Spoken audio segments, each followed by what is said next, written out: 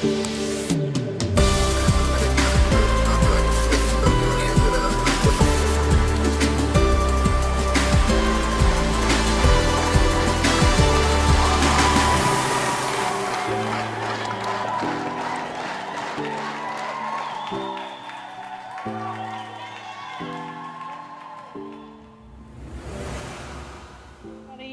welcome to the end of day 16 of the VID21 conference. My name is Julia Still, the creator and host, and wherever you are joining from in the world, welcome. We are joined by the wonderful Maria Radish. I've known Maria for a few years now. She's a 2-time TEDx speaker and expert on intentional adaptability. She's a former lawyer, interpreter, fluent in 5 languages, and a university lecturer. She holds nearly a dozen university degrees and qualifications, and over the last few years has been conducting research and offering insights into physiology and psychology behind our well-being and success. And so welcome, Maria. It's great to have you. I know that we follow each other on LinkedIn. I'm always interested to read what's in your brain, what you're reading about, what you're thinking about. So welcome. It's great to have you. Thank you so much for having me. I'm so happy to be here. It's been such a great event that you've created. And yes, thank you. Thank you for having me. Oh, my pleasure. And we were talking before we went live and started recording about what it means to thrive in 2020 and, last year and where we're going, and particularly where we're going in the next decade. So why does it interest you? Why the next 10 years in particular? I think there's going to be so many changes. Well, first of all, our life has never been so stressful and so unpredictable. Many experts, more and more experts highlight this, that we live in the most stressful time ever as a species. And also through this decade, there's going to be so many technological advances and technological changes. For example, we would need to learn how to have a relationship with artificial intelligence. With AI, the way it's going, we won't be able to treat it as another vacuum cleaner, but we actually would need to know how to treat it, how to communicate with it, how to coexist with it, how to collaborate with it. So one of the interesting things, for example, that by the end of this decade, we all probably is going to have a version of Jarvis on our phone. Jarvis, the Iron Man's artificial intelligence. Yeah. So by the end of this decade, it all sounds and looks futuristic, but actually, I hear it from so many people that this is becoming a reality. And yes, we would have a Jarvis on our mobile phones. That would be that easy. So just a very interesting time to live in. Also, like I said, the most stressful time as well. And I think that more than ever, it's important to become a self-reliant person, a self-reliant human being, and to rely less on outer circumstances, to rely less on other people. Although building relationships is incredibly important, and we're going to touch on this a bit later.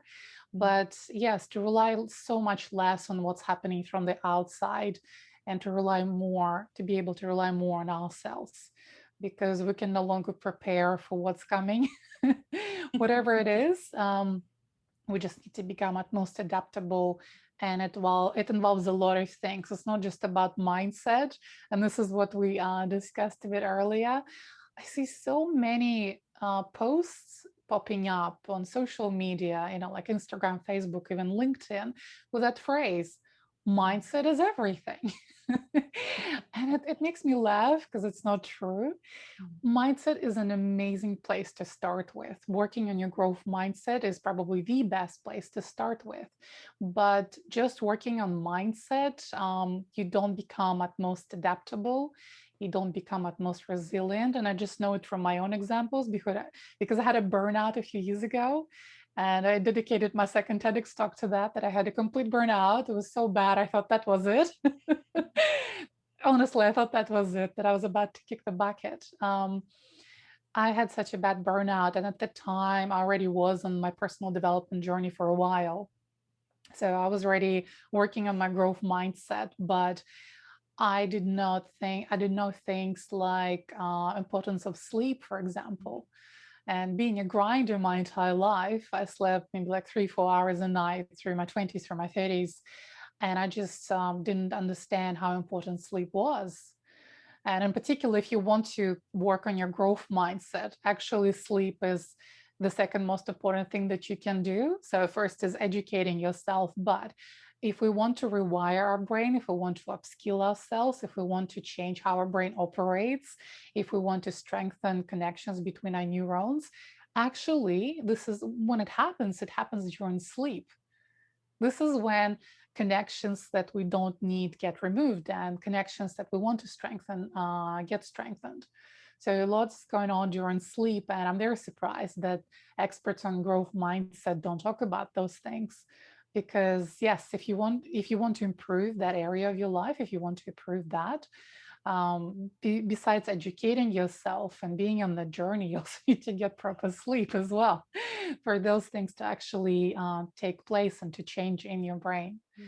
So yeah, when I was trying to crawl out of my burnout, the first thing I had to do was to relearn how to sleep. It's, Yeah, it's I know certainly from my previous career, and particularly the last maybe 10 years, there is a direct correlation between where I am on my sleep and where the rest of my life is. And I know you talk about the three-legged stool, and one of those legs is health. And people focus on going to the gym and what they eat, but we seem to be trying to cram more and more into every day, but the evenings seem to be getting smaller and smaller and smaller, and the sleep goes down. yeah. Sleep is actually more important than exercise and nutrition put together. Mm. Yes, exercising is important. Yes, nutrition is very important. In my case, it was crucial, but sleep is more important than these two put together. This is how pivotal it is. Yeah. And I'm happy to see more conversations happening around it, in particular, like with Ariana Huffington and and her Thrive movement. I'm very glad to see the work that she's doing. So more importance, more attention is actually brought to that. That in particular, it's not about how many hours we can work and grind for, but it's being disciplined with both work and rest Mm. and striving for being efficient. That is, striving for being more productive within less hours. So to get more things done, to get more results done, not to get more things done, but to get more proper results within less period of time. I have to admit, I'd be quite happy to sleep for the next decade after running vid for 19 days.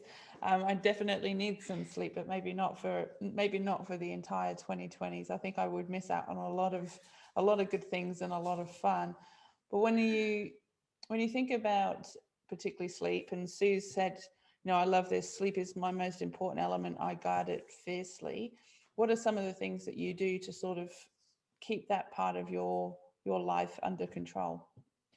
I'm still learning. It's a process. If we do something for decades, it doesn't take a second to change it. So I suffered severe anxiety through most of my life, and I was sleep deprived through most of my life. I kept making stupid jokes like, "Oh, I would sleep it off once I die." you know, God, it was so stupid of me to say that because I didn't know how the brain functioned, how important sleep was. So, yes, these days I'm finally sleeping so much better. And as a result, I became less anxious. I'm taming my anxiety pretty well. And what's interesting is that, for example, hydration is connected to the quality of our sleep. So I would like to mention a few things that are not commonly discussed because there's so many books on sleep and so many articles and so many interviews. So I would like to discuss a few things that are not commonly discussed. So one of them is hydration, for example. I was severely dehydrated and that affected my sleep. And what happens is that if we don't get proper sleep, it actually affects our levels of hydration as well. So you get stuck in that vicious circle. Um, and you need to focus on both. You need to hydrate properly, in particular in the first part of the day. And if you hydrate properly, then the quality of your sleep goes up. And when the quality of the sleep goes up, then the level of hydration goes up. So you have to work on both at the same time. And it could be a major problem for some of us, being dehydrated. Because it's another misconception. I can see very often suggestions like drink 3 liters a day, drink 4 liters a day, drink 5 liters a day. Like, oh my God, poor kidneys.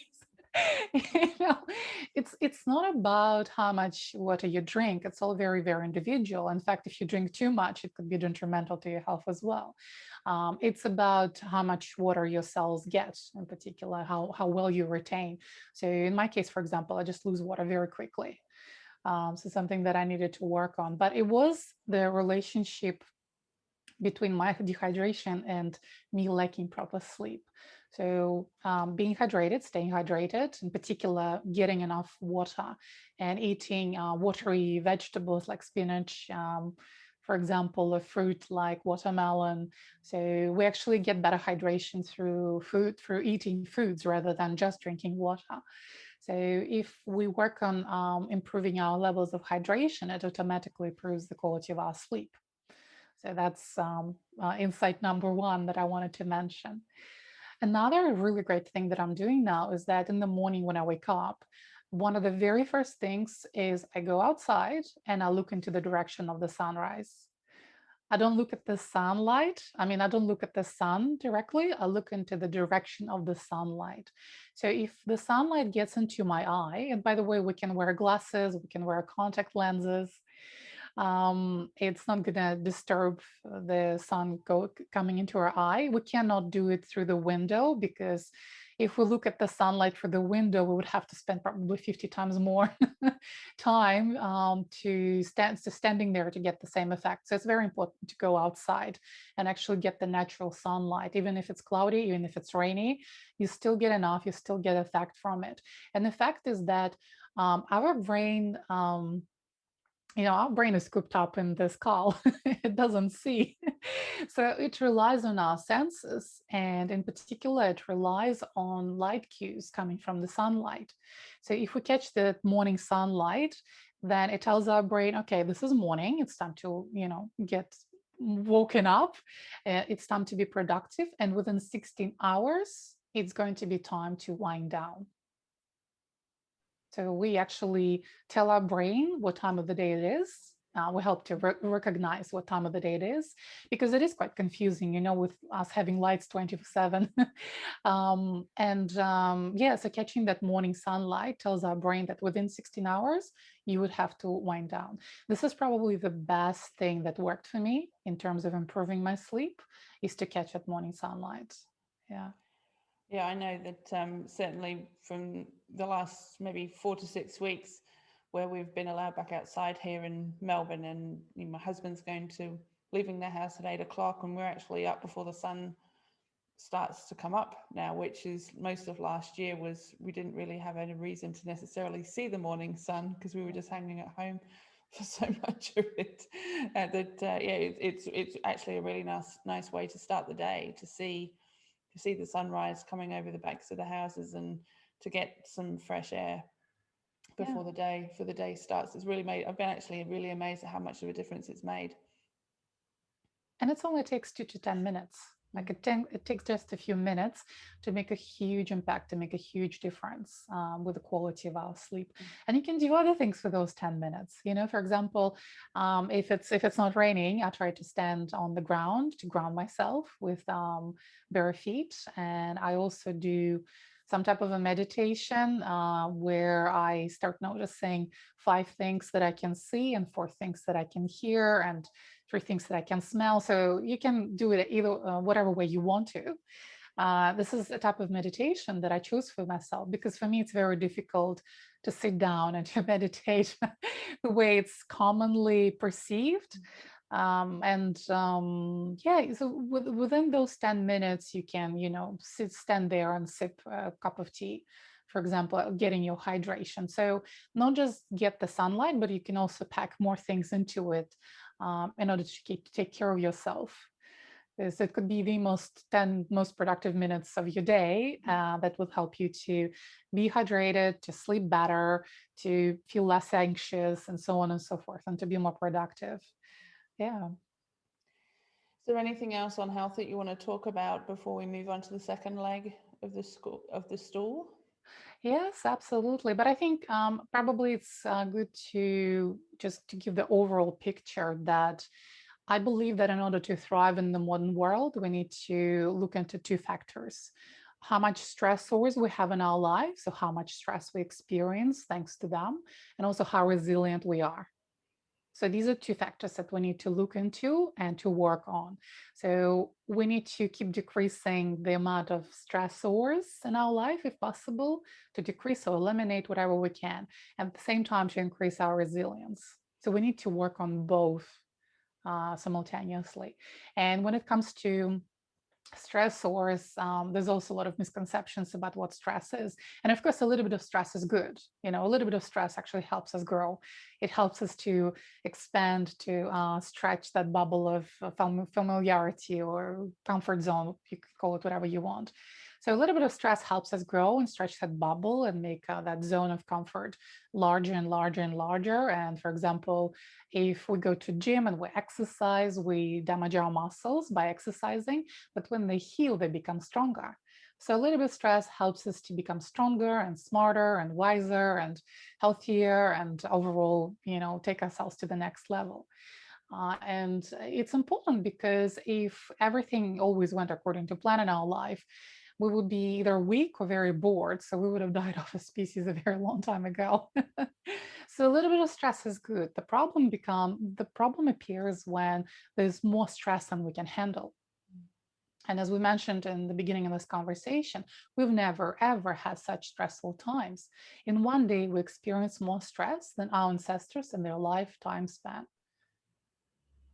And just to give you a few examples, like stress, it's not just about communicating with negative people or in particular communicating with people that we feel ambivalent about.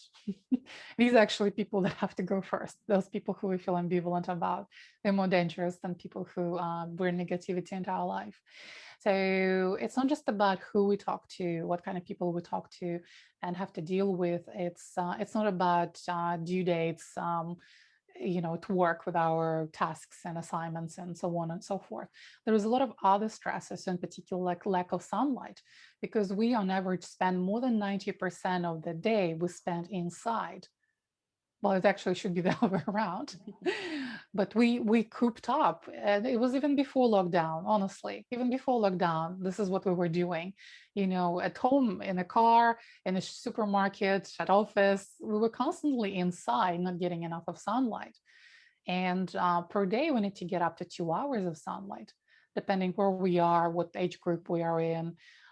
So for someone younger, it could be less, like maybe 10 minutes. But for someone who's in their 70s, they have to spend 2 hours in the sunlight every single day in order to get proper vitamin D and other effects from the sun. So in other stressors, sitting at the desk or, you know, being slouched over a mobile phone, this is a very unnatural pose for us.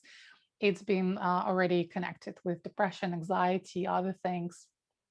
We're not meant to sit for more than 4 hours a day. In fact, we have to move at least once an hour.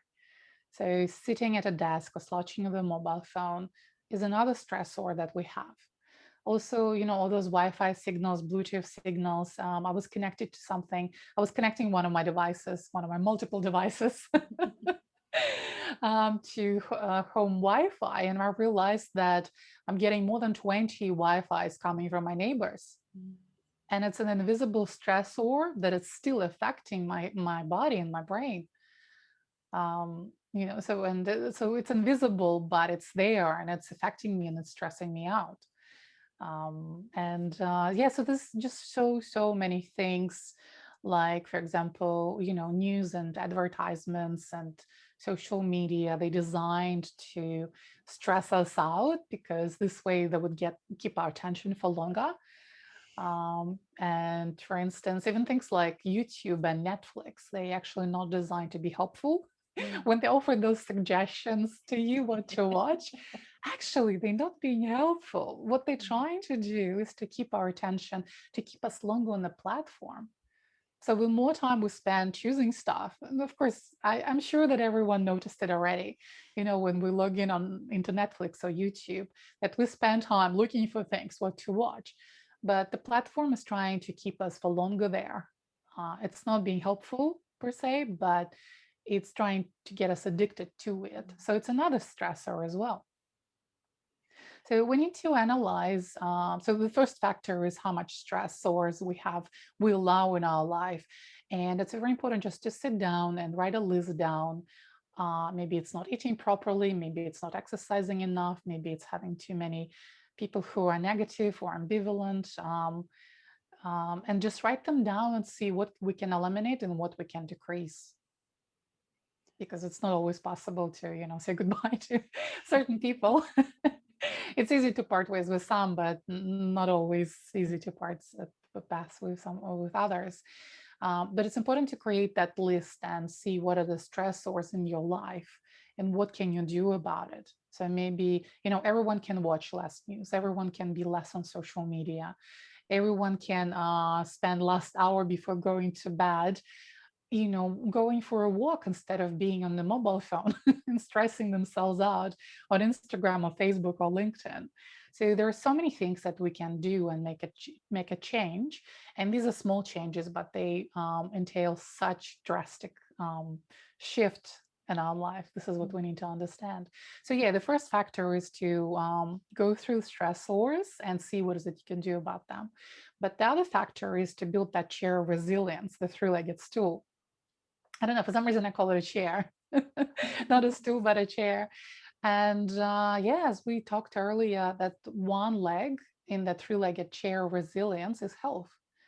And that's the most important leg. Think of it as if you're sitting on a chair and there is one leg at the back and two legs at the front. So that back leg is your health. That's the most important one. If it's not strong enough, if it's wobbly, if it's shorter, you'll just keep falling back, especially if something happens. I usually say, I'm thinking about it as life being a bartender, and it keeps giving up those cocktails with stressors. And the way we react to them is different. Even if we get the same cocktails, we all are very different. So we need to find a way to be able to handle them. And the best way is to build that three-legged chair.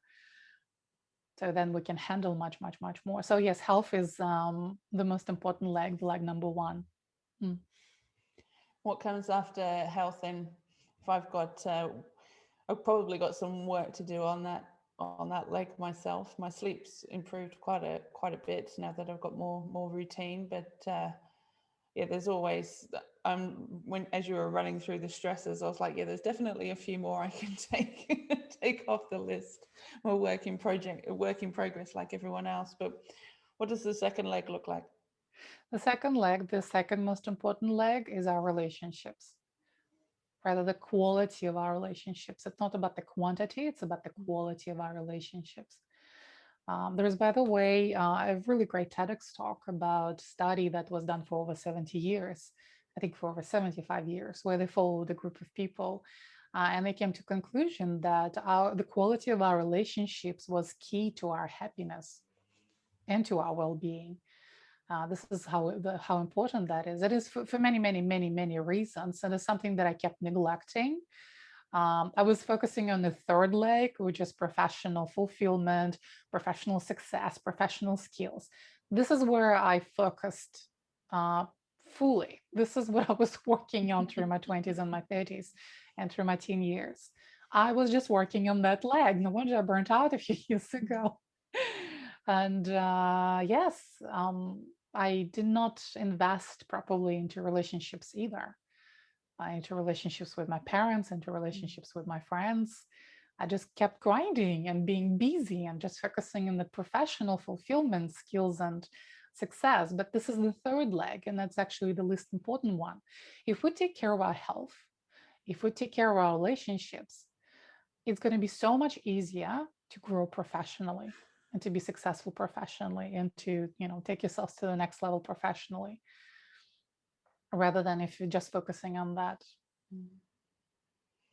Yeah, I've had a few conversations with good friends and of this over the last few years, particularly after stepping away from corporate, and the relationships that you maintain, as you say, that intersection between your professional life and then the relationships that you have, if those two legs were to connect, and the amount of relationships that I maintained that as soon as I stopped doing what I was doing, either suddenly they weren't important. They weren't important not just for me, but they weren't important for the people on the other side as well. And some people I now class as very good friends, because we've sort of transitioned from being, having a professional relationship to actually having, a friendship. And I hold those people very close to me in terms of friendship.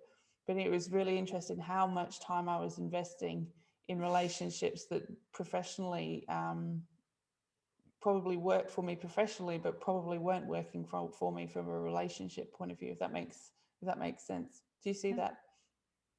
Yeah, Mm. I agree completely. And also, one of the most important lessons of my life that I learned in a very hard way was if you're not losing your friends, you're not growing. Mm. When I heard that, it was like one of those moments, life-changing moments that just hit me, because before that I used to think, well, if I work with someone, if I'm friends with someone, I'm supposed to stick with them for the rest of my life. Mm. And if I don't, it's me betraying them. But we all grow at different paces, and we often have our values changed, or our mission changed, or our priorities changed, and we grow into separate, like into different directions. In fact, there's an interesting statistic saying that every 5 years, our character changes by 25% at least. So in 20 years, you're a completely different person. Mm. This is why in particular there's so many divorces among couples that were together for 20, 25 years, because we wake up 20 years later with a completely different person being a completely different person.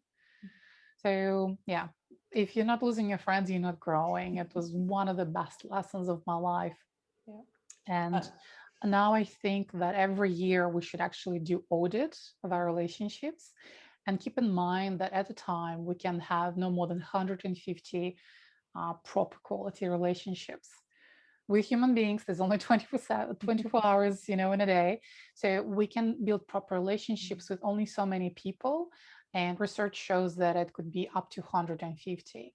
So sometime before Christmas, I usually do an audit. I go through my contacts and I make a decision intentionally. Who do I want to stay in touch with? Mm. And Christmas time or New Year's is a great way to reconnect with people that you lost touch with.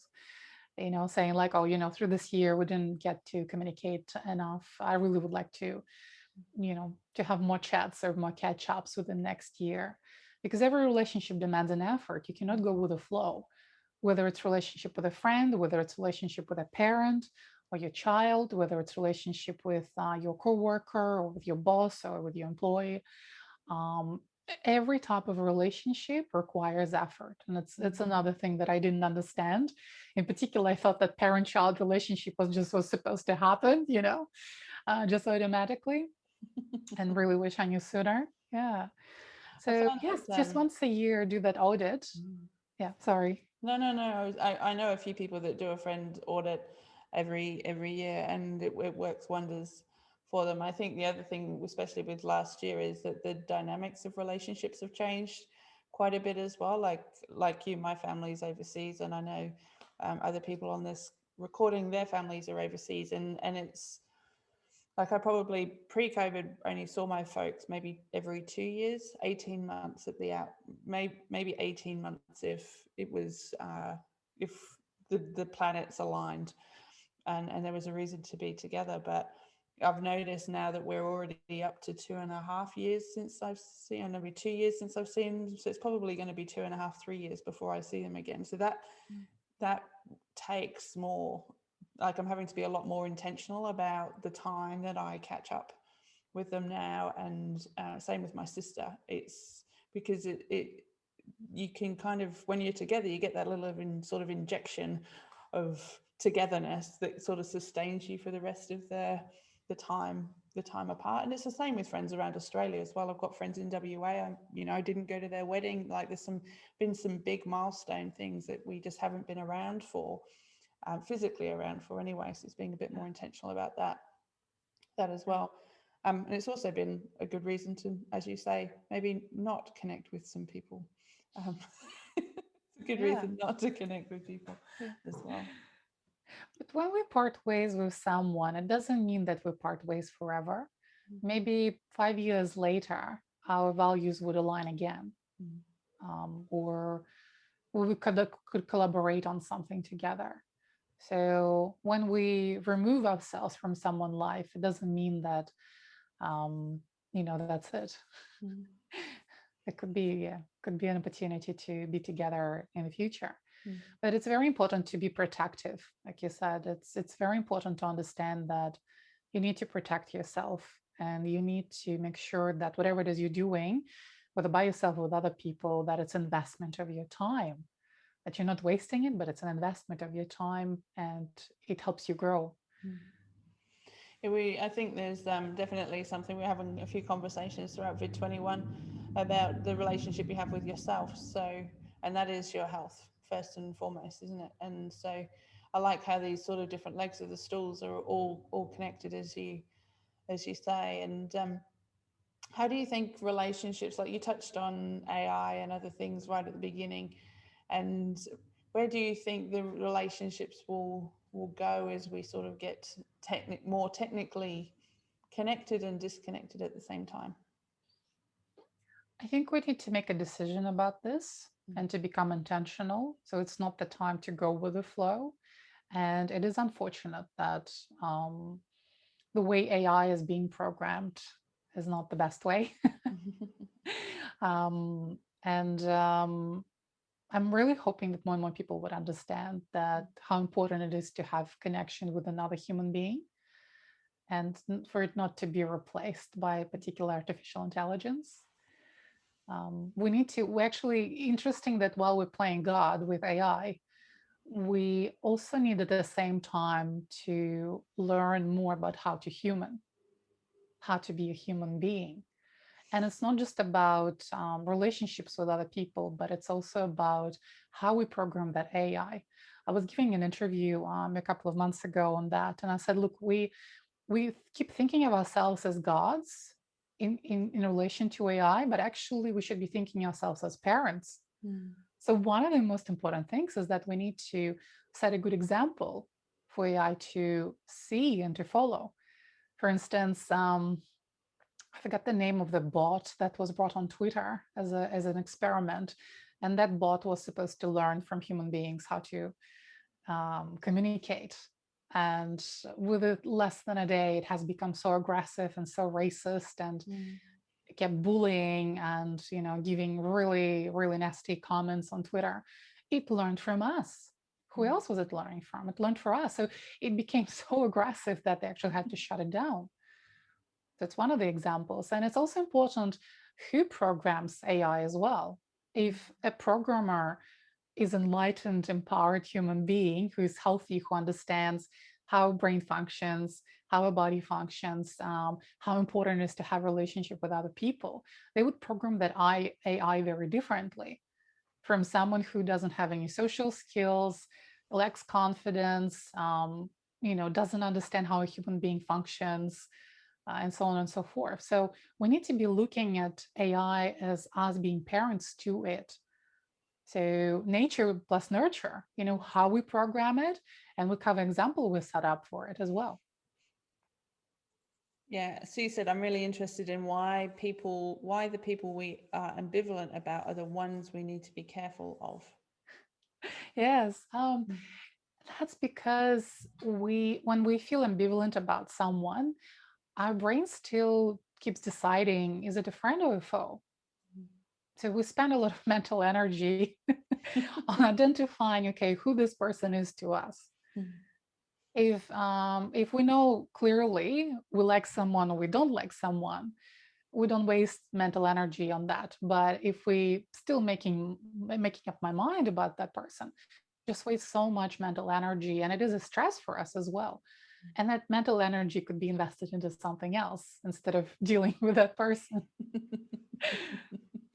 It's so easy though when you're caught up in the moment, isn't it, to be focused on the moment, and actually when you step away from it, it actually doesn't matter. I'm reading Byron Katie's book, Loving What Is at the moment. And in there, she sort of said, she talks about, does it Do you care? Does it matter? What's the reality? And if the reality is that person, like, reality is that you're ambivalent to that person, then you're not just don't just be ambivalent to the person, be ambivalent to what that person's creating in terms of noise and stress and everything else. And you sort of go, it just doesn't matter. I've gotten selectively better at that the older I've got. Maybe it's turning 40. I don't know. Got selective ambivalence, or definitely more ambivalent of who I select. So let's talk about the third leg, and then we'll do some questions. I'm happy to answer questions if there is any in the chat box. Yes, the third leg is professional fulfillment, and this is what we on average focus on, just on that. And this is what I was focusing on. I was grinding, I was busy, either busy working or busy stressing out. I was juggling multiple things at the same time. And I did not realize, if I could go back on time and give myself one advice, I would say, honey, I know you have ambition, and and you have a drive, and you're very hardworking, and but please understand that you cannot outgrow yourself. You cannot go to the next level professionally until you grow to that level personally. And if you work on your personal growth, then professional growth will follow as well. So I really wish it was taught. I really wish I knew this sooner, because I thought it was all like I had to put all the effort into that professional growth. And I did a lot of things. Like, as you know, I've got nearly a dozen of university degrees and qualifications, and I built 3 careers, including being a lawyer. Don't hold it against me. And by my mid-20s, I was fluent in 5 languages. So I've done a lot. But I think that if I did focus on my personal growth, and in particular, if I focused on my health, I would have achieved so much more. I'm sure, I'm 100% sure. Yeah.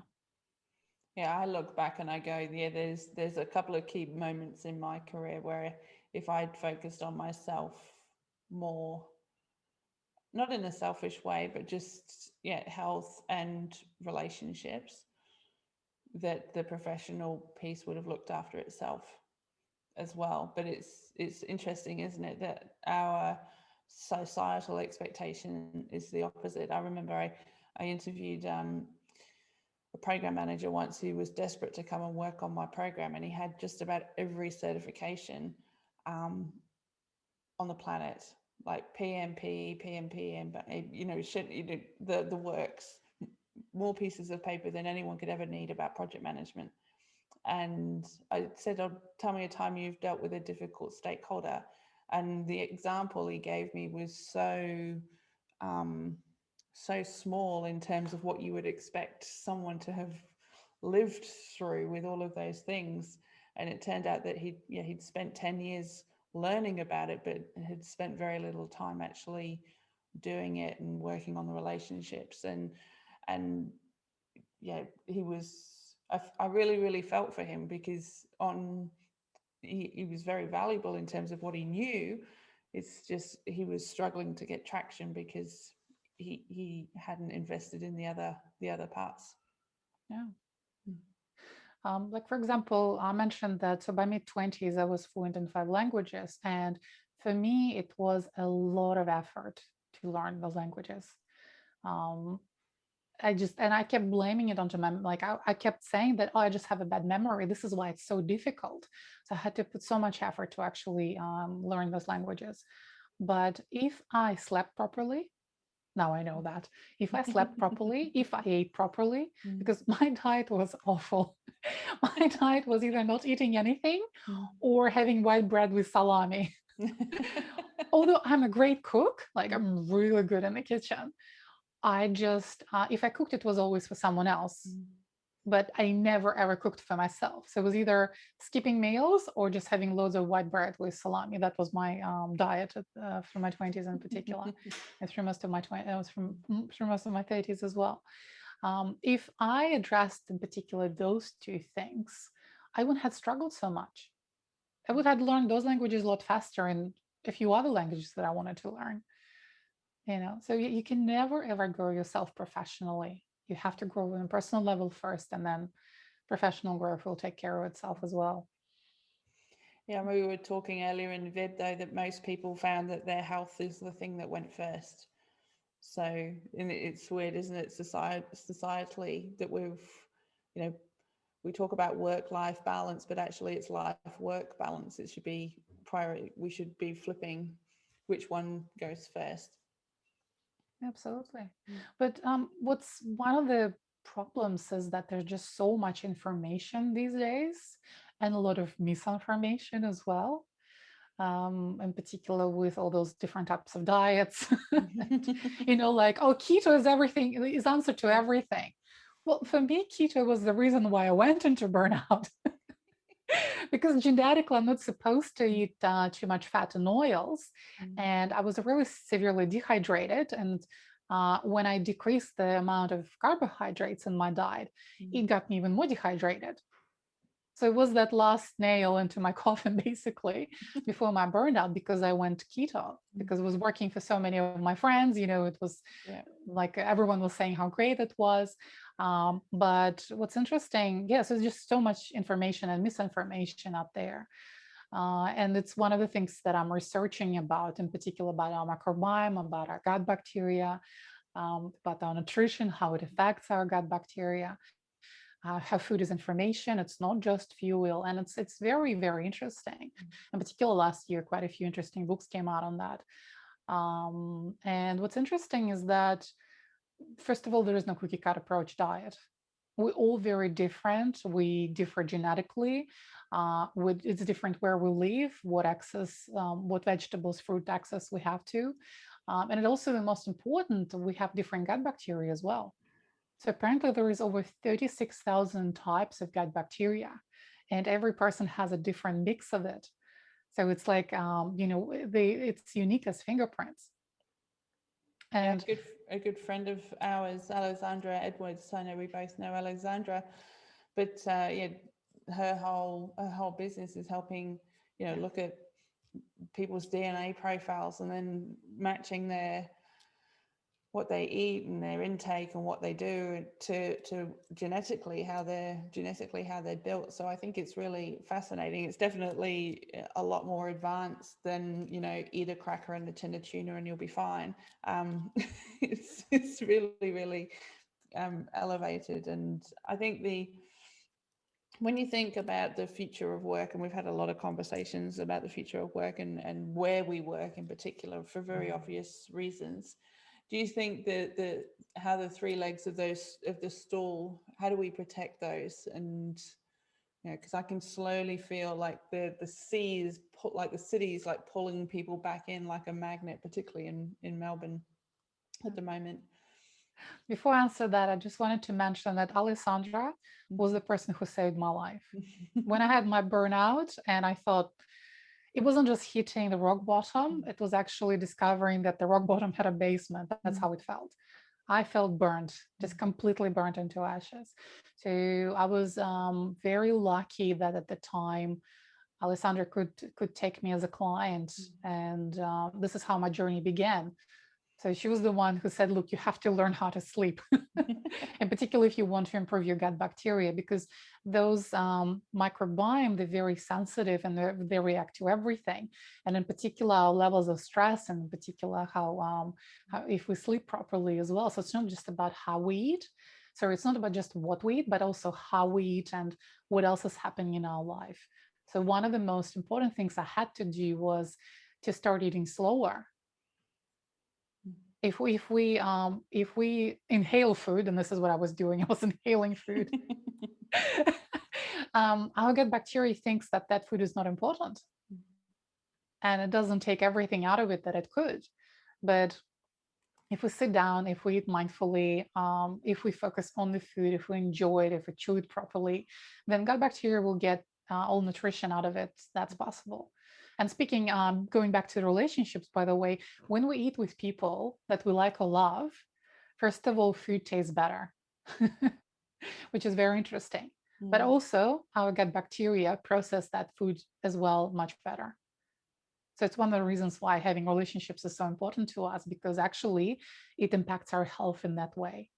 one of the things that it does. Yeah.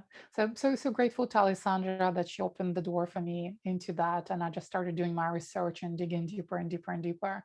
And it's absolutely fascinating topic. And in particular, because there's this debate with gut bacteria and our well-being, whether it's correlation, whether it's causation or correlation. And I believe it's a causation. I believe it is a two-way street between us and them. And we survived as a species because of how gut bacteria was helping us, how microbiome, like overall, it's not just about gut bacteria. We have microbiome everywhere and like on our hands and our lungs. And now they even say that we have microbiome in our brain. For a very long time, they were saying that our brain is sterile, but now they believe that our microbiome lives in the brain as well. So it's everywhere, in, outside. And yes, gut bacteria is the most important one, the most important community within us. Yes, it was incredibly interesting to dive into it. And the more research I'm doing, the more I see that the best thing we can do in terms of nutrition and collaborating with our gut bacteria is to make sure that we eat in a diverse way, that our foods are very diverse. That we're not just sticking to pizza or like me, I was just sticking to white bread with salami, but actually making sure that in 1 week we have at least 30 different plants, at least 30 different plants. So fruit, vegetables, and herbs are absolutely amazing. It's really great to have herbs in our diet. So if there were one cookie cutter approach diet, it would say bring more plants into your diet. And I'm not saying become vegan or vegetarian, absolutely not. What I mean is bring more plants into your diet and make sure that your diet, your food is as diverse as possible. This is yeah. So the first best thing you can do is get proper sleep, and the second best thing you can do is make sure that you've got this diverse foods in your life.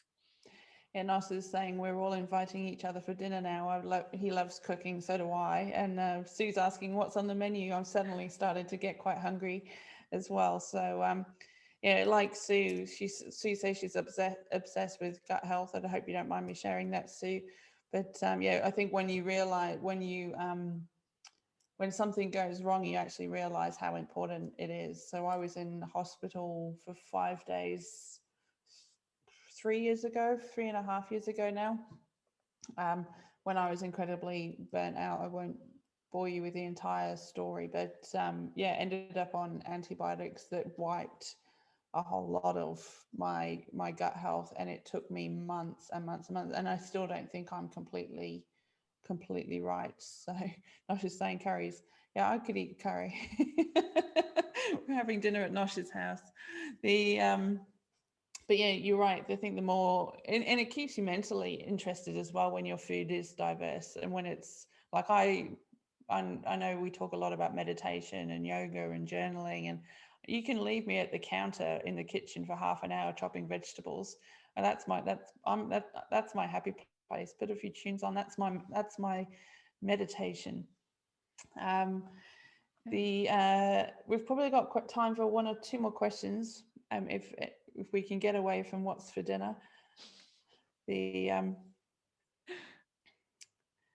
me just go back through the chat. Sue's talking about work-life integration. Is there ever a balance achieved, or is it a constant adjusting?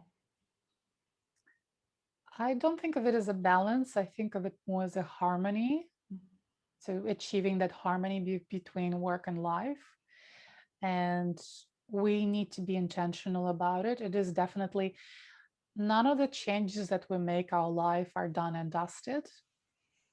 Whether it's us I call it collaborating with our gut bacteria, or whether it's developing a skill of confidence, for example, or whether it's working on our growth mindset. It's a lifelong journey. It's not something you can do and just forget about it. It is something that has to become part of our lifestyle, part of our life journey. We have to see everything that we're doing, every area of our life that we want to improve ourselves as a journey. And I'm really glad to see that more and more, in particular, more and more organizations are focused now on well-being of the employees. I'm so happy to see it. I'm hoping that everyone would start addressing it and addressing it in a right way. Because one of the things that happens, unfortunately, is that organizations maybe bring a specialist, and that specialist just gives like a one-off training, and then that's it, and nothing is happening for a few weeks. And then another expert is brought in, they give a training, and once again, nothing is happening for a few weeks.